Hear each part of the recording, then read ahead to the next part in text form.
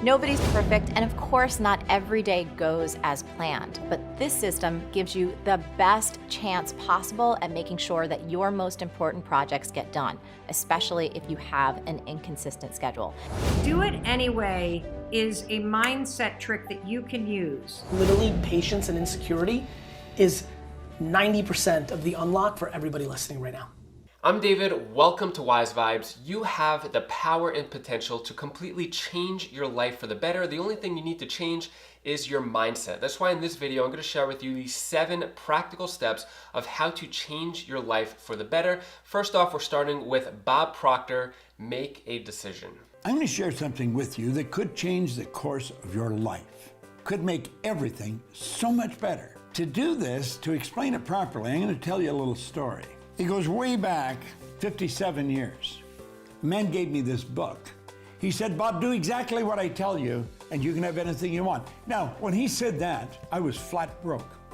I had $6,000 in debt. I was only earning $4,000 a year. The prospects of things getting better were pretty slim. I had 2 months high school formal education.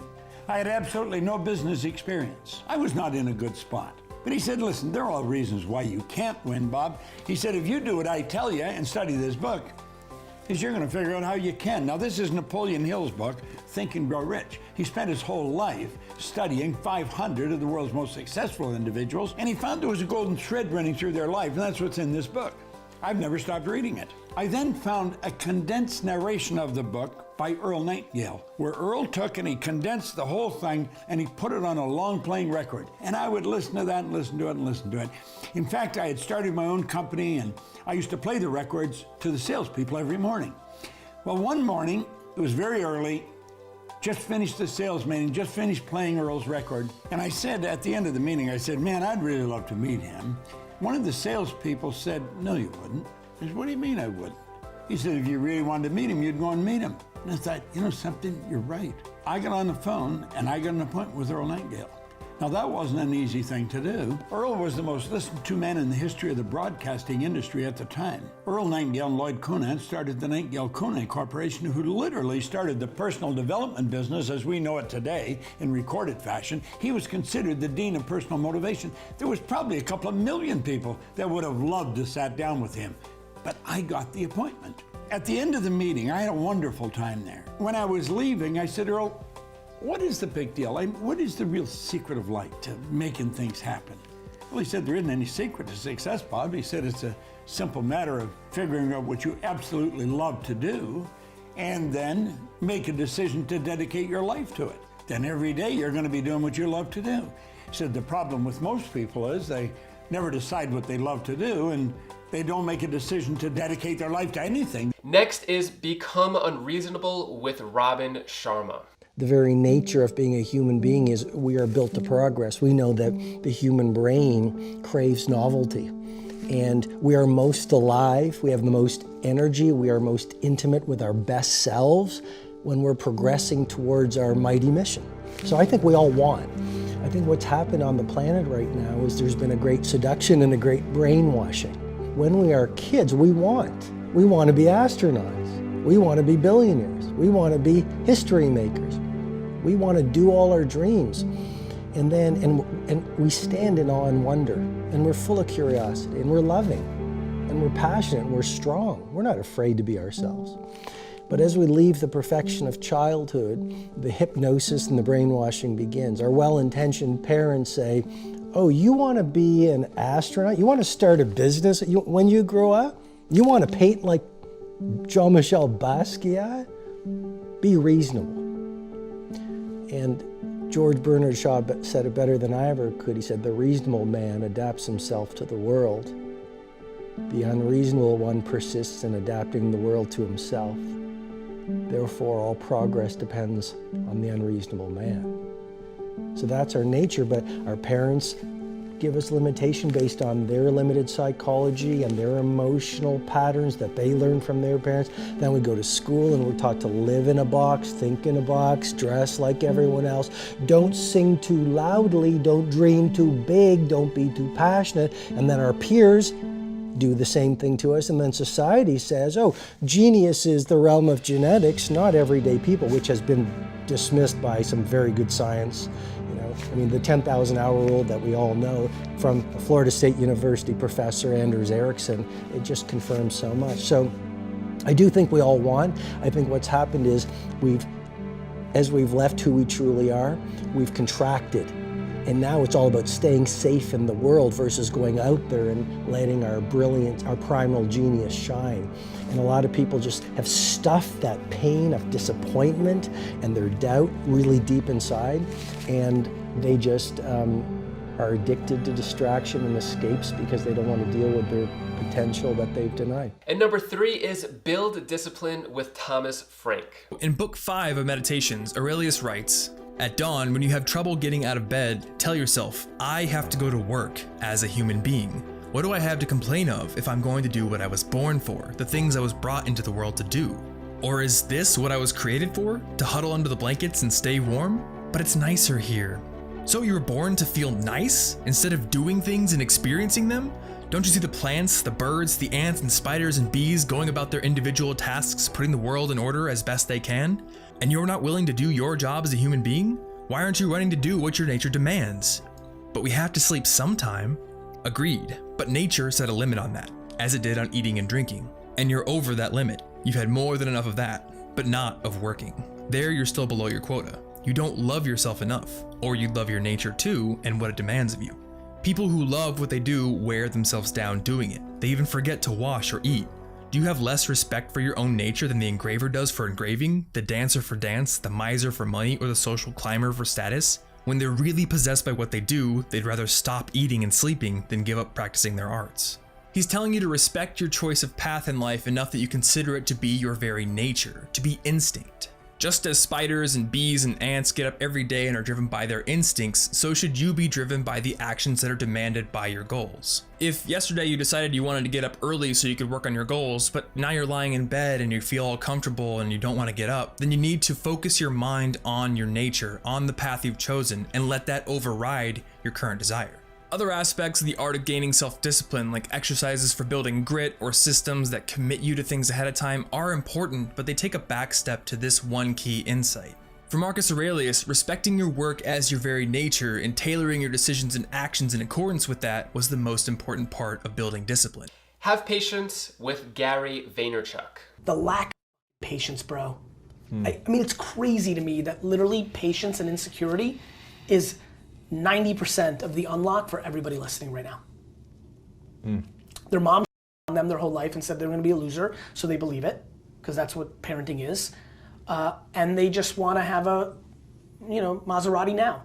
Right. And they'll do whatever it takes to do it. And so they did something, like, do you know how many kids are doing something smart, like doing a good retail arbitrage on Amazon right now and making $100,000 by buying on Alibaba and selling on Amazon? Took a year and a half, 3 years to get good at it. But now we're taking every profit and buying some rando cryptocurrency because they're playing the lotto.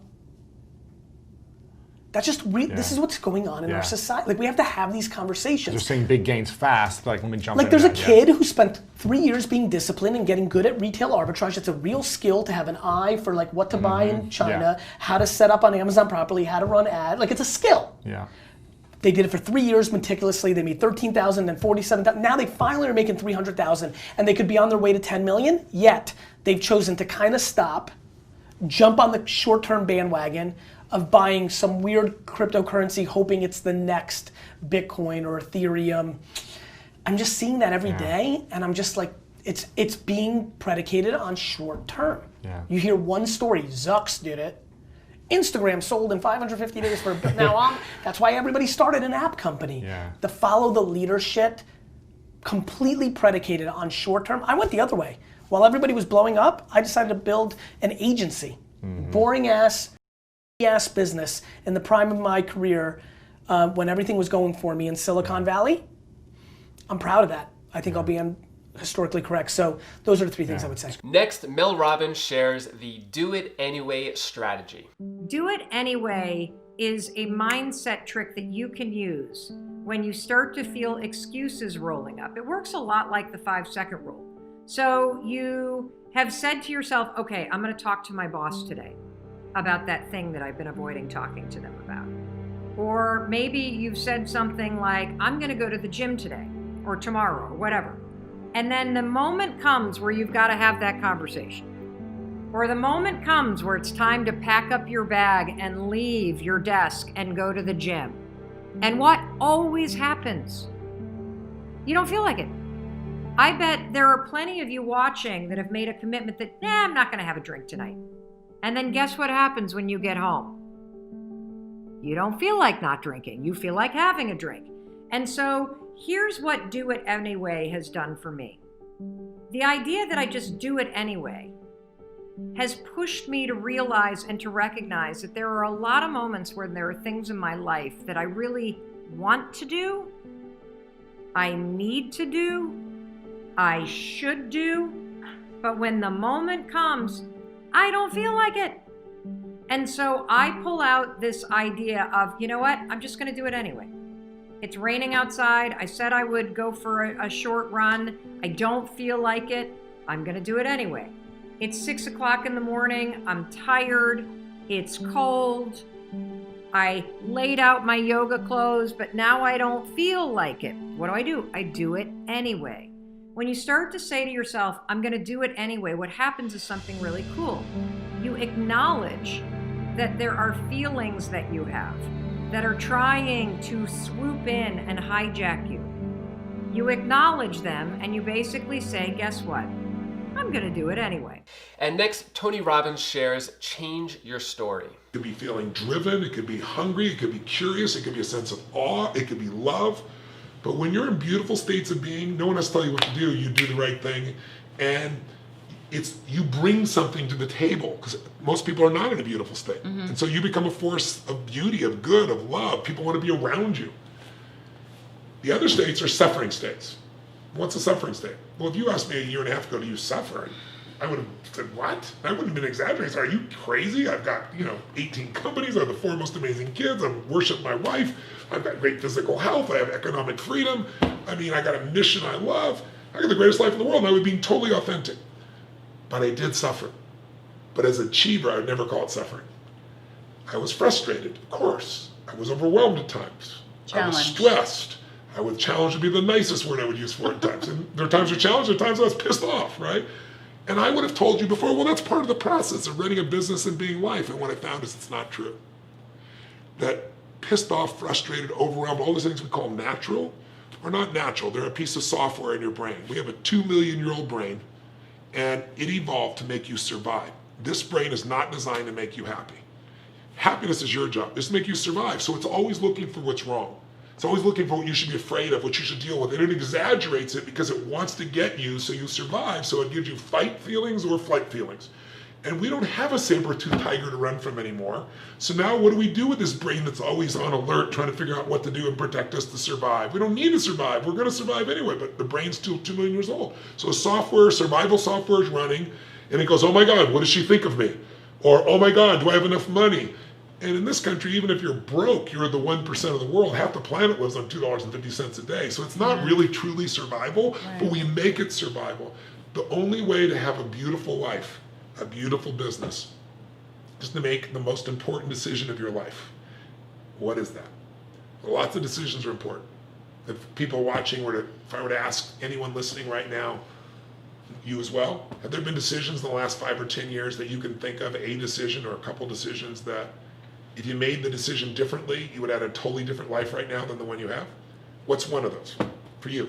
Plan Your Day by Marie Forleo. No matter how late at night you go, before you wrap up, just take 4 minutes and really think through everything that you have to get done for the next day. So here's how I usually do it. First thing I do is I open up my calendar and I take a look at all the appointments that I have for the next day and the time that those appointments will take, like this. 1 o'clock, I got a team call that lasts 30 minutes. 3:30, I have a Marie TV script review that'll take about an hour. And then I have a 6:30 spin class. Then I write down all the projects and the tasks that I need to get done, and I give myself a little bit of an estimate about how long I think each project or task will take. Of course, these are estimates. Sometimes I get things done faster, and sometimes they take longer, but at least I give myself a baseline to work off of.